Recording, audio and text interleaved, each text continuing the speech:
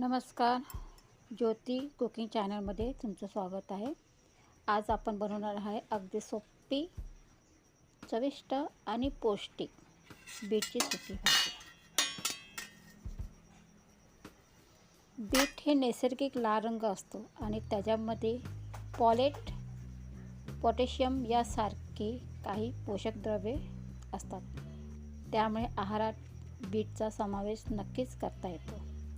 चला तर आज आपण रेसिपीला सुरुवात करूया. बीटची सुकी भाजी. आता आपण तेल गरम केले आहे. तेलामध्ये जिरं टाकलेलं आहे आणि तिखटनुसार मिरची मी 3 घेतलेली आहे उभे चिरून. जरा मिरची थोडीशी तडतडली का त्याच्यामध्ये 4-5 कढीपत्त्याची पानं टाका. फ्लेवर छान येतो आणि वासही छान येतो, स्वादही छान होतो. जरा खालवर करून घ्यायचं. आता त्याच्यामध्ये थोडंसं मी हिंग टाकणार आहे. हिंगाने स्वाद येतो आणि चवीलाही छान असतं. आणि हिंग हेल्दी पण असतं. आता थोडंसं खालवर करूया आपण. थोडीशी हळद टाकायची.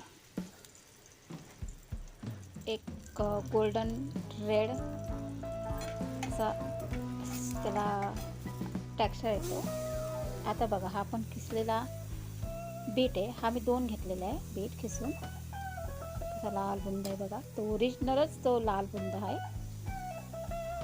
तर तो घ्यायचा आपण किसून घेतलेला आणि तो त्या फोडणीमध्ये जरा वर खाली करून घ्यायचं आपल्याला परतून. ह्याच्यात पाणी टाकायचं नाही.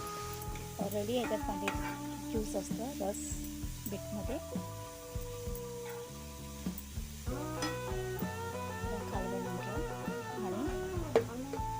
चवीनुसार आपल्याला त्याच्यामध्ये मीठ टाकायचं आहे. जास्त मीठ टाकून फक्त चवीनुसार, जसं भाज्यांना टाकत असं. भाजीला एक टेस्ट असते आणि खालवर करून घ्यायचं.